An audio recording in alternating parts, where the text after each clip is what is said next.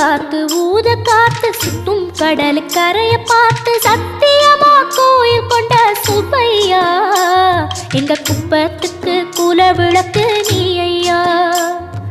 வாட காத்து வீச பார்த்து அலைய எதிர்த்து வலைய போட்டு மீன் பிடிக்கும் தொழில் நடக்குது முத்தையா.